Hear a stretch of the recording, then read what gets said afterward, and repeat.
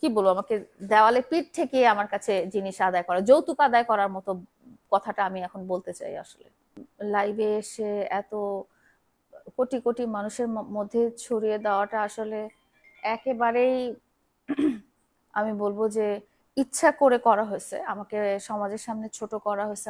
আসলে মানসিক চাপ দেওয়ার জন্য আপনাদেরকে বলেছি যে ও আমার বাড়িটা চেয়েছিল, এবং ও আমার কাছে এর আগের দিন যেটা হয়েছে যে একটা জমি কিনে চেয়েছে, এবং আপনারা সবসময় জেনে আসছেন যে ও কোনো না কোনো কিছু যখন চেতে থাকে তখন সেটার জন্য সে একদম মরিয়া হয়ে যায়, ওটা না পাওয়া পর্যন্ত সে থামে না। সবচেয়ে বড় কথা হলো যে আমার বাসায় ঢুকে এই ধরনের যে কি পরিমাণ মানে গালাগালি, খারাপ ভাষায় কথা বলা, এবং যথেষ্ট হুমকি ধামকি, মানুষের কাছ থেকে ফোনে থ্রেট পাচ্ছি, মানুষজনকে দিয়ে আমাকে কল করানো হচ্ছে। তো আমি বলবো যে আমার ক্ষতি করতে চায়, আমার বাচ্চাদের ক্ষতি করতে চায়, এটা ক্ষতি করার উদ্দেশ্যেই আমাকে এই এই জিনিসগুলো করা হয়েছে। এবং আসলে পরিবারের সব পরিবারেই ঝগড়াঝাটি বলেন, মনোমালিন্য বলেন বা এগুলো হয়ে থাকে, কিন্তু এটা এভাবে একদম লাইভে এসে এত কোটি কোটি মানুষের মধ্যে ছড়িয়ে দেওয়াটা আসলে একেবারেই আমি বলবো যে ইচ্ছা করে করা হয়েছে, আমাকে সমাজের সামনে ছোট করা হয়েছে। সবচেয়ে বড় কথা হলো যে আমার বাসায় ঢুকে এই ধরনের যে কি পরিমাণ মানে গালাগালি, খারাপ ভাষায় কথা বলা এবং চিৎকার চেঁচামেচি করা, যেখানে এটা একটা ফ্যামিলি বাসা, আপনারা দেখছেন এখানে আমার পরিবার থাকে, আমার ছোট ছোট বাচ্চারা থাকে, আমার আমার যারা সহকারী কাজের মানুষজন আছে, আমার বৃদ্ধ মা আছে, অসুস্থ মা আছে, তাদের সামনে ও যে ধরনের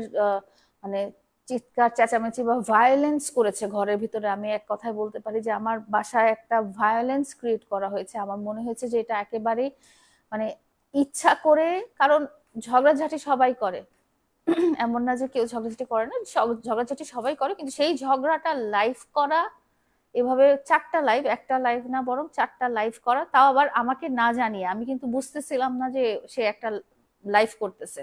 আমি আমার মতো খুব প্রাইভেট লাইফের মতো যেভাবে মানুষ থাকে ঘরে, বেডরুমে যেভাবে থাকে, সেইখানে সে একটা এটা এটা একেবারে ইচ্ছাকৃত আমাকে সমাজের সামনে মানে ঘৃণিত করার জন্য, আমাকে অপমানিত করার জন্য, আমাকে হেয় করার জন্য। এছাড়া একটা ভায়োলেন্স যে আমার বাসার ভিতরে করেছে, এটা মানে আহ, এটা একেবারেই উদ্দেশ্য করেই করা হয়েছে, এটা এটা প্রি প্ল্যান করেই করা হয়েছে যে এটা এটা এভাবেই করা হবে।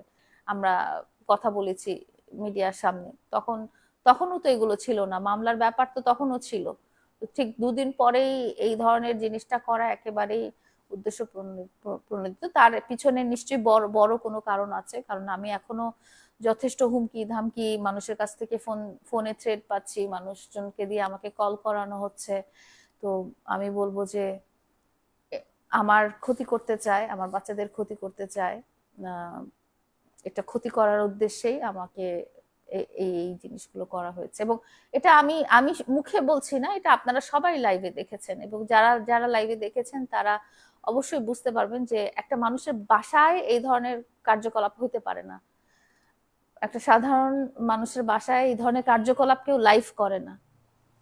ঝগড়াঝাটি হলেও ঝগড়াঝাটি নিজেদের মধ্যে যা হয় একটা সময় সলভ করা হয়, বা বড় বড়দের সহায়তায় থামানো হয়, বা যেটাই হোক না কেন, কিন্তু সেদিন যেটা করেছে সেটা একেবারে ঠান্ডা মাথায় প্ল্যান করে সে এটা করেছে আমাকে আসলে মানসিক চাপ দেওয়ার জন্য। আপনাদেরকে বলেছি যে ও আমার বাড়িটা চেয়েছিল, এবং ও আমার কাছে এর আগের দিন যেটা হয়েছে যে একটা জমি কিনে চেয়েছে, এবং আপনারা সবসময় জেনে আসছেন যে ও কোনো না কোনো কিছু যখন চেতে থাকে তখন সেটার জন্য সে একদম মরিয়া হয়ে যায়, ওটা না পাওয়া পর্যন্ত সে থামে না।